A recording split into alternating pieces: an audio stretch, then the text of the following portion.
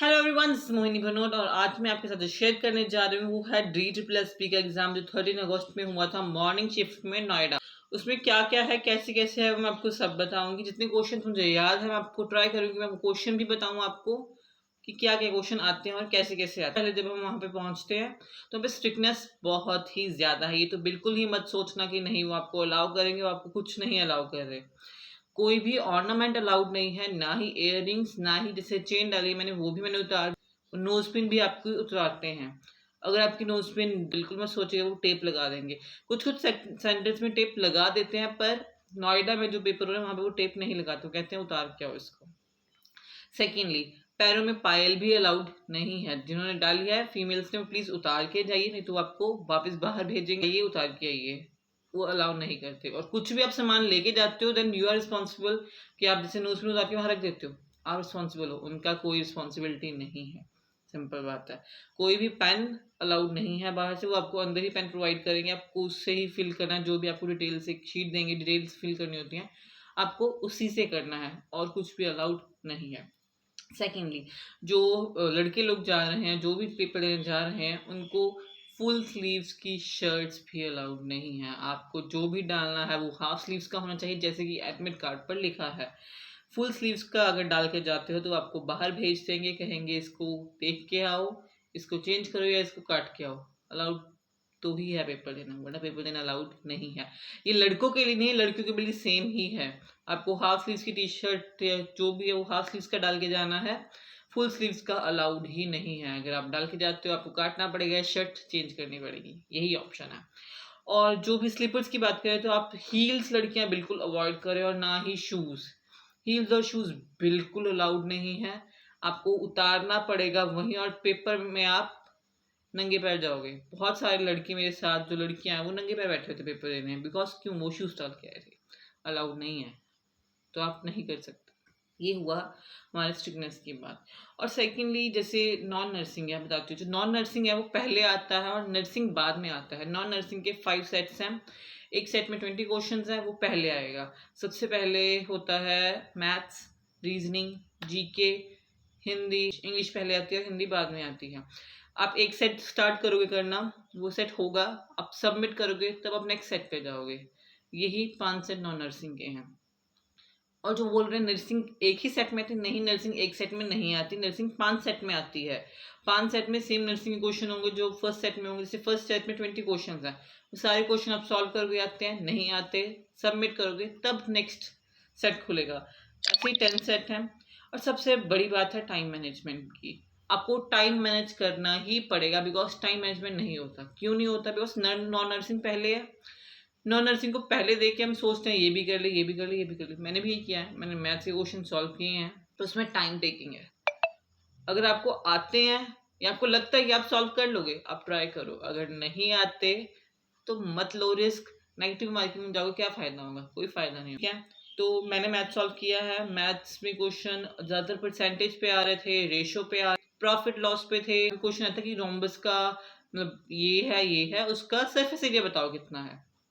और speed distance पे भी आ रहे थे, जैसे कि एक का इतने टाइम में इधर जा रही है, वो भी क्वेश्चन आए थे। इधर है उसमें आप पानी फिल कर रहे हो 2 पाइप से, कैसे कितने टाइम में फिल करोगे, वो भी वैसे क्वेश्चन भी आए थे। अगर आप कर सकते हो तभी करना, वरना ऐसे क्वेश्चन पे रिस्क मत लेना, बिकॉज बहुत टाइम टेकिंग क्वेश्चन होते हैं। जो लोग स्टार्टिंग से प्रेपरेशन कर रहे हैं कि नॉन नर्सिंग का, उनका शायद वो कर भी ले जल्दी। पर जो लोग स्टार्टिंग से जैसे अभी तैयारी करनी शुरू करी थी, तो वो बहुत टाइम टेकिंग था।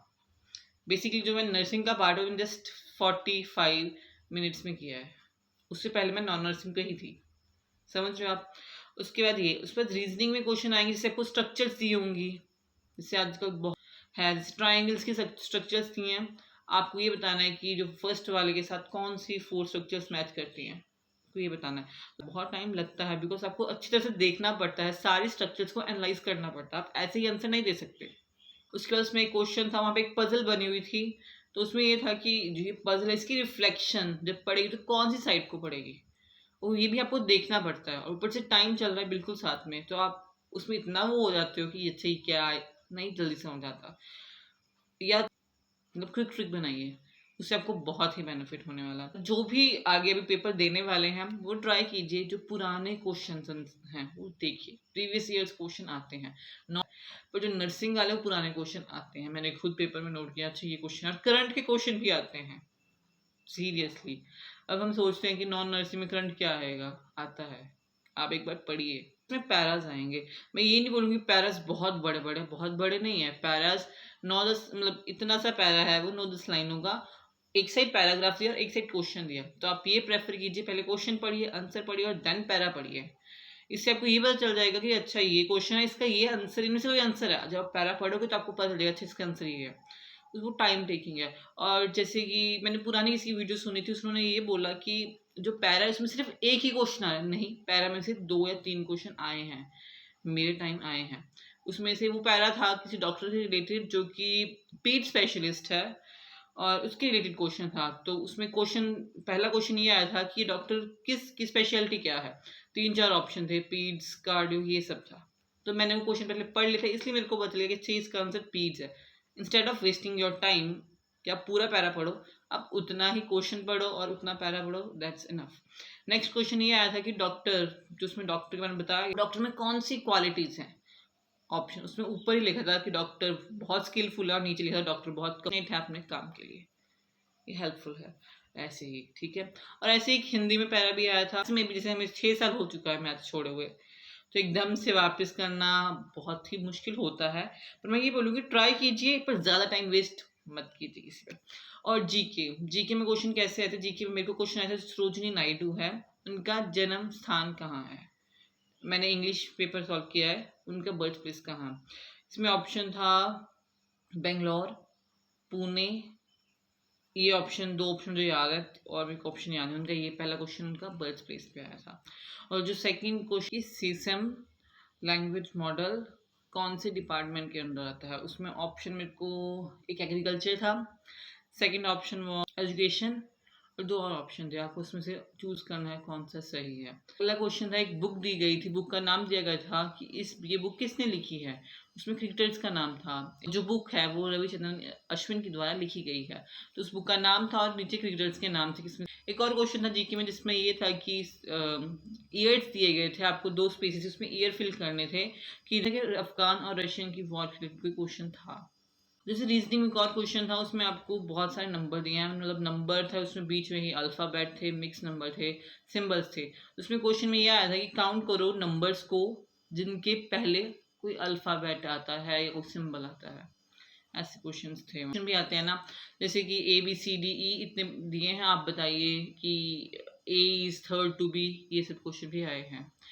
5-6 नाम दिए थे कि जैसे वो म्यूजिकल चेयर खेल रहे हैं, A is sitting towards north, B sitting towards south, ऐसे क्वेश्चन भी आए थे, उसमें भी टाइम लगता है, ये सब भी आपको देखना पड़ेगा एक बार। तो आपको एक और चीज़ मैं बताना चाहती हूँ, जैसे नर्सिंग में बहुत क्वेश्चन आए थे, नर्सिंग में क्वेश्चन आया था कि ब्रेस्ट फीडिंग वीक कब मनाया जाता है, अगस्त के स्टार्टिंग में। इसमें ओलंपिक से रिसेंटली कोई भी क्वेश्चन नहीं आया था, जैसे बोलते हैं उसमें भी नहीं आया था। और आपको मैं एक और बात बोलना चाहती हूँ, जैसे कि एंटर करते हो तो आपको क्या होता है, सबसे पहले जब आप एंटर करते हो ना, कोविड वाली शीट है वो निकाल के रख लेंगे, आपको अंदर जाना पड़ेगा हॉल के। जब हॉल के अंदर जाओगे तो आपको पहले वहाँ पे फोटो होगी कंप्यूटर के साथ और आपका बायोमेट्रिक होगा।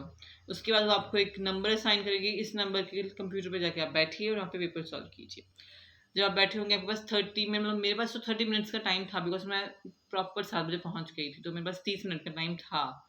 तो वहाँ पे क्या होता है, वो आपके पास शीट लेके आते हैं, वो शीट पे क्या है, आपकी फ़ोटो लगी है होगी और आपके साइन और इन्विजिलेटर के साइन होंगे, मतलब उसका ये कि आप शीट देने आए हो, वो आपकी एक तरह अटेंडेंस फॉर्म है। और इस शीट के बिल्कुल ही बैक साइड पे 2 लाइनों का मैसेज और एक इंग्लिश में लिखा है, उसमें जस्ट ये लिखा है कि जो भी हम इंफॉर्मेशन दे रहे हैं वो सही है, और अगर कुछ भी होता है तो उसके रिस्पॉन्सिबल हम हैं, मतलब इन्फॉर्मेशन के बेस पे था।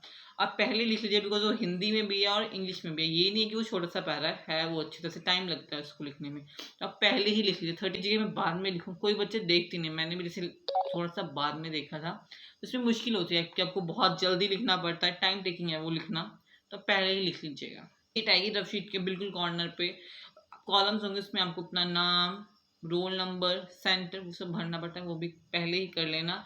शीट्स आप रफ शीट्स जितनी मर्जी ले सकते हो, उसका कोई भी वो नहीं है कि आपको इतनी शीट लेनी है। बस जाने से पहले, रूम से बाहर निकलने से पहले आपको शीट सबमिट करनी होती है। पेपर खत्म होते ही आपका वैसे ही टाइम आउट हो जाएगा अपने आप ही। आपको कुछ ऐसा नहीं कि सबमिट करो तो टाइम आउट होगा, ऐसे ही टाइम आउट हो जाएगा। जब आपका टाइम आउट हो जाएगा उसके बाद आपको जाना है अपना बायोमेट्रिक फिर करवाना है। एक बार अंदर एंटर करते समय हॉल के तब हुआ है, और जब बाहर निकलेंगे तब भी बायोमेट्रिक होगा, और जब सब बच्चों का बायोमेट्रिक हो जाएगा तब आपको बाहर निकलने देंगे, उससे पहले नहीं निकलने देंगे। बिल्कुल ही कामली होकर पेपर दीजिए, इतना कोई स्ट्रेस नहीं लेना है। बस याद रखना है कि आपके पास टाइम लिमिट है, टाइम बहुत ही कम है।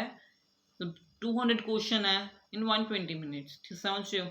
तो आपको बिल्कुल टाइम को मैनेज करना है। तो नर्सिंग वालों की अच्छी होती है। देखिए नर्सिंग तो आपको टाइम बचाना पड़ेगा। आप 50 मिनट्स भी बचाओगे तो आप 100 क्वेश्चंस आराम से अटेम्प्ट कर सकते हो। नॉन नर्सिंग वाले हैं, आप वो अटेम्प्ट कीजिए जिसको आपको श्योरिटी लगती है। जैसे मैथ्स है, आपने सॉल्व कर लिया, आपको लगता है यही आंसर है, अटेम्प्ट कीजिए। हिंदी, बहुत लोगों की हिंदी अच्छी होती है, बहुत लोगों की नहीं होती है। Hindi in sense normal Hindi नहीं है, वो अच्छी हिंदी है, उसे कहते हैं हम प्रॉपर हिंदी, जैसे तत्सम आ रहे हैं, अलंकार आ रहे हैं, वैसी हिंदी है वो। तो आपको अगर वो पक्का पता आप तो ही आंसर दीजिए, अगर नहीं पता तो स्किप कीजिए नेक्स्ट क्वेश्चन में। इंग्लिश में सेम है, सिनोनिम्स अनोनिम्स हैं, आपको फिल इन द ब्लैंक्स हैं, उसमें आपको प्रपोजिशन भरनी है, ऐसा सब है।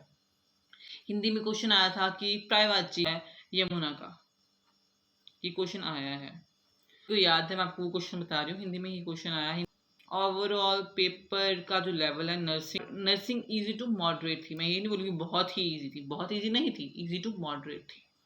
इजी स्टार्ट होती मॉडरेट तक जा रहा था उसका लेवल। उसमें से एक क्वेश्चन आया था कि मेरे को जो याद है, आइलेट ऑफ लैंगरहंस सेल्स कहाँ होते हैं, क्वेश्चन आया था। जो नर्सिंग वाले उनको पता चल जाएगा आइलेट ऑफ लैंगरहंस सेल्स कहाँ होते हैं, ठीक है। क्वेश्चन यूट्रस, मतलब यूट्रस की लेयर्स को भी पार कर जाएं तो कौन सा placenta, placenta accreta, placenta increta, placenta percreta, वो भी क्वेश्चन आया था। तो उसमें पहले ही देख के गई थी कि अच्छा इसका आंसर ये है। तो आप प्रीवियस ईयर्स क्वेश्चन प्लीज देखिए, वो बहुत ही ज़्यादा हेल्पफुल होते हैं, मैं बोलती हूँ। अभी तक मुझे जितने क्वेश्चन याद थे वो मैंने आपको बता दिए हैं। जितने क्वेश्चन मुझे याद आएंगे उससे मैं कमेंट सेक्शन में डाल दूंगी, पिन कर दूंगी, तो आप देख लीजिए। सारी DSSS में क्या क्या हुआ वो इसलिए है क्योंकि मैंने क्या देखा वो मेरे को आपके साथ शेयर करना था। कैसे कैसे क्वेश्चन आएंगे, मे बी क्वेश्चन रिपीट हो, मे बी ना हो, पर मे बी अगर आपने देखा होगा तो आपके दिमाग में से एकदम स्ट्राइक कर जाएगा, आपको पता होगा इसका आंसर है, तो वो आपके लिए बहुत ही ईजी होगा। तो आप एक बार जैसे भी कोई ऐसे रिव्यू करते हैं ना, आप उसकी वीडियोस देखिए। ये पेपर दे के आया, मैं पेपर दे के आई, मैंने उसके बाद ही वीडियो सोचा कि मैं डाल देती हूँ कि बहुत सारे बच्चों की हेल्प हो जाएगी इस वीडियो से, कि क्या क्या होता है, कैसे कैसे होता है, क्या क्या नहीं करना, क्या आप उससे टाइम वेस्ट करो। और एक और क्वेश्चन, एक और बात थी, जैसे टाइम में ABCD पहले लिख के रखिए, आपको हेल्पफुल होगा। 1 से लेके 10 तक 20 तक पहले लिख के रखिए, हेल्पफुल होगा। कि मैंने बहुत बार ABCD लगी हुई थी लिखने, मतलब जो ABCD ना बहुत question A to B, B to C ऐसे आते हैं, तो साइड में ABCD लाइन में लिख के रखिए, जैसे हम लिखते हैं वैसे नहीं, लाइन में ABCDEFGH कॉन्टिन्यूटी में, बहुत हेल्पफुल होगा। बिकॉज ऐसे क्वेश्चन आते ही आते हैं, अल्फ़ाबेट्स लिखो, इससे अच्छा आप एक बार लिख के रख लीजिए, सीधा उसको देख के सॉल्व कीजिए। तो जिसके लिए लाइक कीजिए, कमेंट कीजिए, सब्सक्राइब। बच्चे DSSS का पेपर भर रहे हैं या जिनका शिफ्ट अभी दूर है, तो एक बार देख लीजिए, ऐसे क्वेश्चंस आएंगे जो मैंने आपको बताया। सिंपल इंटरेस्ट, कंपाउंड इंटरेस्ट बिल्कुल आएगा, ध्यान से दीजिएगा पेपर बिकॉज ये पेपर ये नहीं है मुश्किल है, इजी है, मॉडरेट है, आप दीजिएगा। जो मैथ्स है वो मैथ्स मैं बोलती हूँ, हाँ जिन्होंने नर्सिंग की है, नॉन नर्सिंग से थोड़े दूर हैं, उनको लगेगा मुश्किल, ऐसे मैथ्स भी बहुत मुश्किल नहीं आया था, मैथ्स भी इजी ही आया था। बस जिन जैसे हम दूर हो चुके हैं, 6 साल से हमने मैथ्स को टच भी नहीं किया है, तो उनके लिए हमारे लिए थोड़ा मुश्किल हो जाता है, पर टाइम टेकिंग है, सॉल्व करने को टाइम लगता है। अगर आपको लगता है आप आंसर निकालेंगे, सॉल्व कीजिए, नहीं लगता skip the question. Nursing part के लिए टाइम नहीं बचता, नर्सिंग के लिए क्वेश्चन रह जाते हैं, मेरे रहे हैं, मतलब मेरे 4-5 क्वेश्चन रहे हैं, समझ रहे हो ना? तो आपको ऐसी गलतियां बिल्कुल नहीं करनी है कि आप उसी पे लगे रहो और जो पिछले क्वेश्चन है वो भूल जाओ, ऐसे नहीं करना। आपको टाइम देखना है, अगर आपके पास टाइम कम पड़ रहा है, नॉन नर्सिंग क्वेश्चन आ रहा है, ठीक है, वरना स्किप द क्वेश्चन, नर्सिंग पे जाइए, वो ज़रूरी है। ज़रूरी नॉन नर्सिंग भी है, पर ये है कि आपको एटलीस्ट नॉन नर्सिंग के 40 to 50 क्वेश्चंस करने पड़ेंगे। ये हिट एंड फास्ट रूल नहीं है, जितना मैंने देखा है कि कट ऑफ इतनी जाती है उसके बेस पे बोल रही हूँ, 40 to 50 क्वेश्चंस करने पड़ेंगे। अगर आपको नर्सिंग के 80 बेटे हैं देन इट्स इनफ। इतना क्वेश्चन करना पड़ेगा आपको, सिलेक्शन चाहिए तो इतना करना पड़ेगा। और देखते हैं क्या होता है आगे। आगे बहुत शिफ्टें और भी पेंडिंग है, तो उसमें क्या क्या होता है, कैसे कैसे क्वेश्चन आते हैं वो भी देखेंगे। Thank you for watching.